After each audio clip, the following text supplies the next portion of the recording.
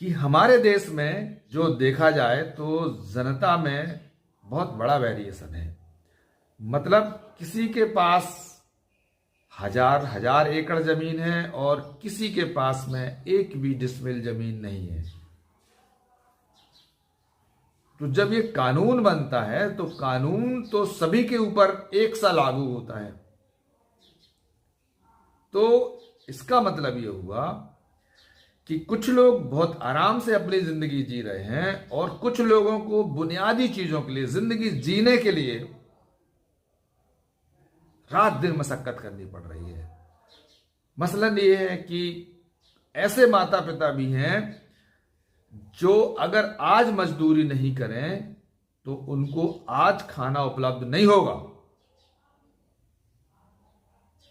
तो यदि ये कानून अनिवार्य माता पिता के लिए कर दिया जाता, तो चूंकि कानून है, अब यदि माता पिता ने बच्चों को नहीं भेजा तो पनिशेबल कौन होगा, उसके लिए जिम्मेदार कौन होगा, उसके लिए दोषी कौन होगा? तो उसके लिए जिम्मेदार और दोषी होते उनके माता पिता। तो अब आप बताइए कि वे माता पिता जिन्होंने एक भी क्लास पढ़ाई नहीं करी, जिनके पास अभी रहने के लिए भी ठीक से घर नहीं है, जिनके लिए अभी भोजन के इंतजाम के लिए रात रात दिन दिन भटकना पड़ रहा है, वो अपने बच्चों की शिक्षा के लिए कैसे इतनी जिम्मेदारी उठा सकते हैं?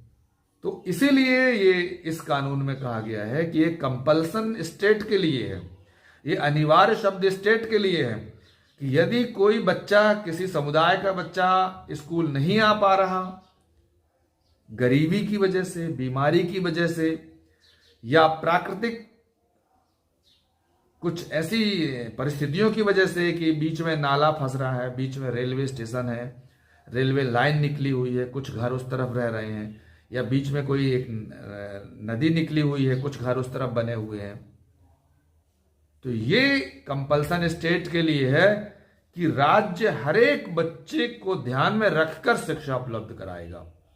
और यदि बीच में नदी पड़ती है तो नदी में पुल बनाने का काम राज्य का है। अगर बीच में रेलवे लाइन निकली हुई है तो उससे बच्चों के लिए रास्ता बनाने का काम स्टेट का है कि कोई घटना न घट सके। कोई पहाड़ है तो इन सारी परिस्थितियों में बच्चे को घर से स्कूल तक लाने की जिम्मेदारी सरकार की है और स्कूल में शिक्षा देने की जिम्मेदारी सरकार की है और स्कूल से घर पहुंचाने की जिम्मेदारी भी सरकार की है। ये जिम्मेदारी माता पिता की नहीं है। ये है अनिवार्य शब्द का अर्थ। और इसीलिए इस कानून को बहुत ही ऐतिहासिक कानून कहा गया है। और ये कानून भारत में 2009 में मिला, लेकिन दुनिया के बहुत सारे देशों ने ये कानून हमसे, किसी ने 100 साल पहले अपने बच्चों को दे दिया, किसी ने 50 साल पहले अपने बच्चों को दे दिया। और जिन्होंने हमें गुलाम रखा था, जिनके हम गुलाम थे अंग्रेजों के, उन अंग्रेजों ने तो 125 साल पहले अपने बच्चों को ये कानून बना करके दे दिया था। लेकिन चलिए कोई बात नहीं, हम देर आए दुरुस्त आए। तो इसीलिए इन कानून की बारीकियों को समझना हम सबकी जिम्मेदारी है। और अब जब ये कानून बन चुका है तो कानून का मतलब है कि ये पूरे देश में सभी नागरिकों पर लागू होगा और सभी परिस्थितियों पर लागू होगा। तो इस कानून में परिभाषाएं तय की गई हैं, मापदंड तय किए गए हैं कि एक स्कूल का क्या मतलब होगा। ये नहीं है कि किसी बच्चों के लिए बहुत आलीशान स्कूल बने और गांव देहात के बच्चों के लिए पर्ची में बैठ के पढ़ें या पेड़ के नीचे पढ़ें या बरामदे में पढ़ें। इसका मतलब है कि चाहे वो शहर का बच्चा हो और चाहे वो गांव का बच्चा हो, उसे निर्धारित मापदंडों के अनुसार स्कूल की व्यवस्था कराई जाएगी। ये स्टेट की जिम्मेदारी है। उसमें यह भी तय किया गया है उन मापदंडों में कि बच्चों का और शिक्षकों का जो रेशियो है कि कितने बच्चों पर एक शिक्षक होगा या एक शिक्षक कितने बच्चों को पढ़ाएगा।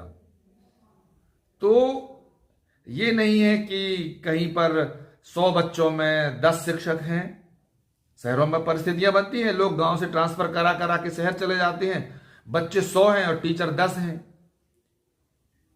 और गांव में ये परिस्थितियां बनती हैं कि बच्चे 100 हैं और टीचर 1 है, वो भी अतिथि शिक्षक है। तो ये कानून इन सारी बातों को रोकता है और कहता है चाहे शहर का हो स्कूल, चाहे गांव का स्कूल हो, उसमें बच्चों की और शिक्षकों की संख्या का जो अनुपात है वो मेंटेन किया जाएगा। तो ये इस तरह का ये पहला एक ऐतिहासिक कानून हमारे बीच में आया है।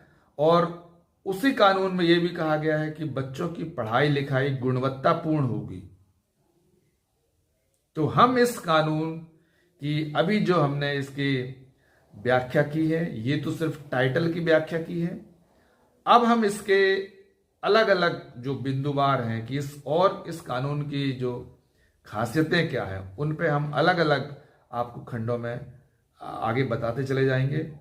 और इसे आप ध्यान से सुनिएगा, जरूर देखिएगा। कोई सवाल हो तो आप जरूर कमेंट्स में लिख दीजिएगा, तो फिर हम उस पर आपकी चर्चा करेंगे।